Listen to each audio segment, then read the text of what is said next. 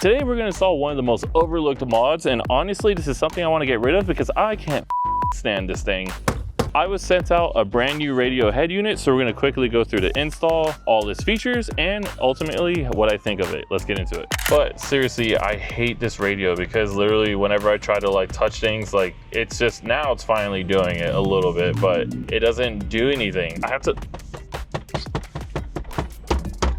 you know what I mean? Like, it's not doing it now, but this thing will absolutely just start dancing by itself, and the screen just starts literally going to the boot menu or like just all sorts of random things. It's like it's possessed. Yeah, I'm good. It's time for a change.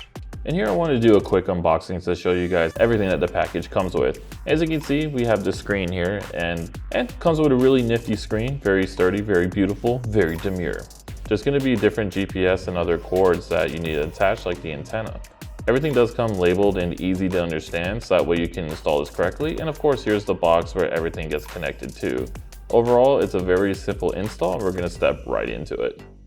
So this is the radio unit that was recommended to me, and honestly, it's not that bad. It's terrible. So thankfully, CarTech Studio came to my rescue and sent me out a brand new head unit. This one was off of Amazon. It was a cheap unit. It was a recommendation from homies at Z1 because we have the same car. Well, had, Blaine sold out. John and I still have the same car, and he used it, and I guess they're having better luck than me because mine is just defective. And also, to make this clear, I do get kickbacks from this, but if this head unit sucks, I'm gonna absolutely tell you, and I'm not even gonna put down the code. But if you see the code, it's a good sign that everything's good. I'm gonna start with the install. So removing this head unit, and obviously I don't have a stock unit, but the process is gonna be mostly the same. And then after that, it's gonna be the review of it. So if you wanna skip through the video, totally do it. I do the same, I get it. Now, the install is gonna be different for me compared to a lot of you because I already have an aftermarket radio unit in, so all I have to do is pop this out, and of course unplug everything like the antennas and such, so that way it can be completely disconnected from the harness. And there are the air vents that you do need to unscrew and take out, along with the emergency hazard button. So mine's gonna be a little bit simpler because of the fact that I had, like I said, have an aftermarket radio already. So all I had to do was just pull it out. But now with installing it, you're gonna have to start with, well, at least I'm gonna start with putting this module. I don't know what this is called. So for lack of better words, I'm gonna just say like the CAN module, because I'm assuming this is like what gets everything to work, whatever. Pretty tight, has little things to connect it to.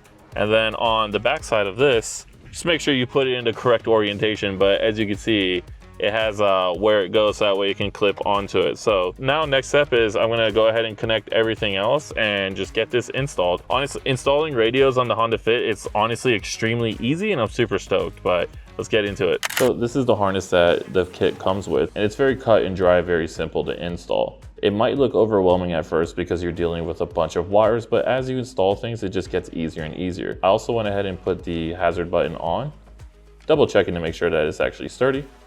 But just keep connecting things and it just becomes easier and easier as you go. And also you should always try to power it up first before you finalize the install, because I definitely did not make any mistakes at all.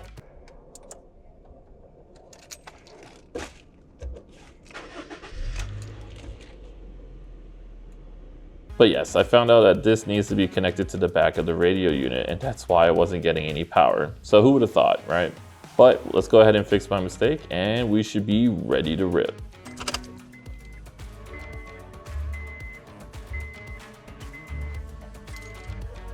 And I was immediately impressed with how clear the screen is and also how the touch was. So far I'm liking it a lot, but we have to put it to the real test.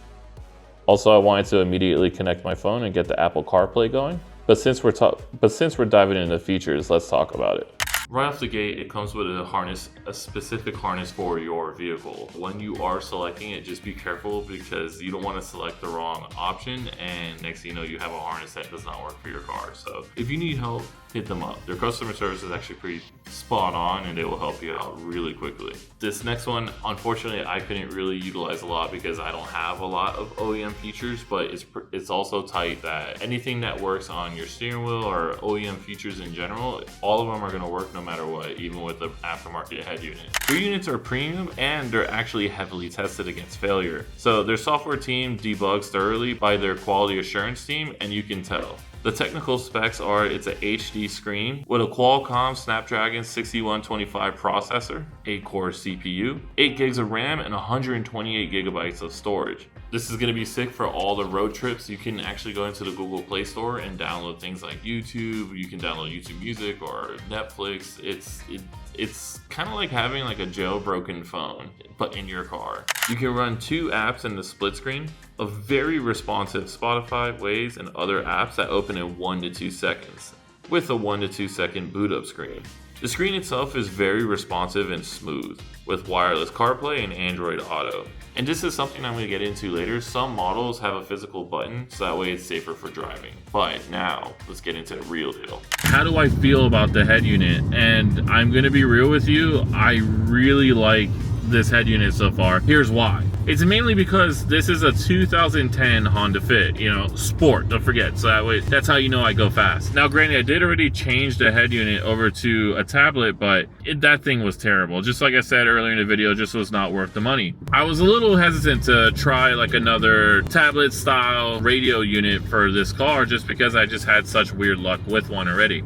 But overall, this thing kind of is just blowing my mind. Now, I'm going to say like all the stuff that I love about it, and then the stuff that like kind of gets on my nerves, but it may not necessarily be a bad thing. It just depends on the person. You're taking a 2010 car and making it feel like something out of 2024. It does make the interior feel more luxurious, for lack of better words. It just makes it feel nicer and more classy because it looks damn good. Being able to operate my phone, handle calls, texts, and everything hands-free is super clutch, because the irony of what I'm about to say right now, but it's just dangerous, like taking your eyes off the road. And this enables me to just make sure, like, I literally tell it, hey Siri, and then it's probably gonna set that off, but send text to whomever or call whomever, or like when I get text, it'll read it out for me and ask me if I want to respond. Stuff like that. It's the typical CarPlay stuff that, you know, it's just super nice to have, and what I'm not used to having in such an old vehicle. I feel like this is one that you can get and give to almost anybody, and they're just gonna immediately almost understand how to install this, and also how to understand the UI, the user interface,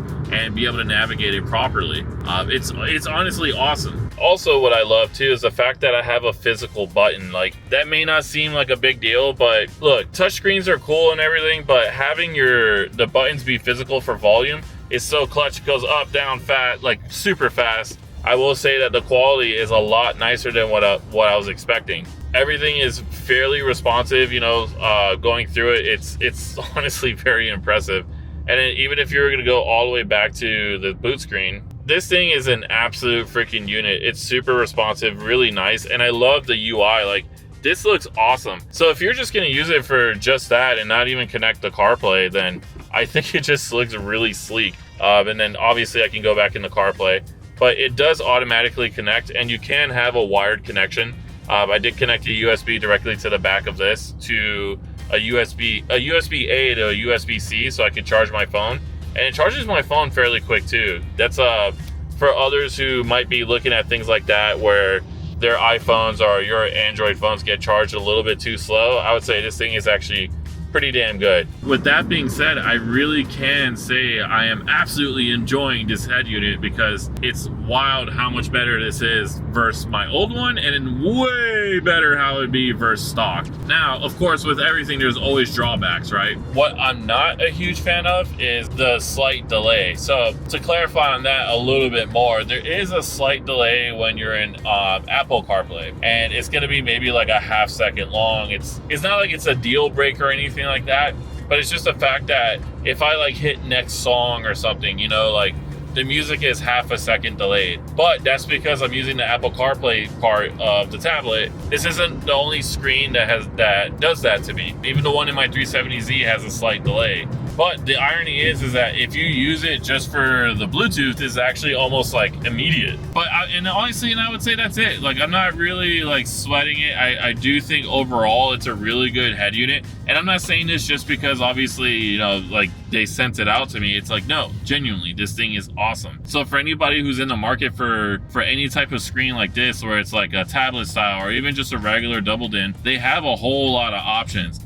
Now, of course, like I said earlier in the video, I'm going to leave a code. It's code on3media, so that way you guys can save some money, because we are approaching holiday season. At least when this video is made, and I just want to be able to help you out. But if I was gonna rate this thing like 1 through 10, solid 8 out of 10. And maybe it might sound like a little harsh maybe to give an 8 for something that I'm saying is so awesome, but 8 is awesome, you know. 5 being average, 8 is above average, you know. But that's it. We quickly ran through the install, the technical specs and the features, and then we ran through what my personal opinion is. And overall, I can say I recommend this product. Not often do I accept a lot of product, and not often do I have such a high opinion of said product. For a lot of people that don't know who I am, that's fine. Take it for face value. But hopefully this helped you make an educated choice if you want to go ahead and purchase this. Or if you're maybe possibly looking for a gift someone, this is really good. Like, I personally, if my girlfriend would have gave this to me, I would have been stoked about this. But if you guys haven't already, make sure to hit the like button, subscribe, and I'll see you guys in the next video.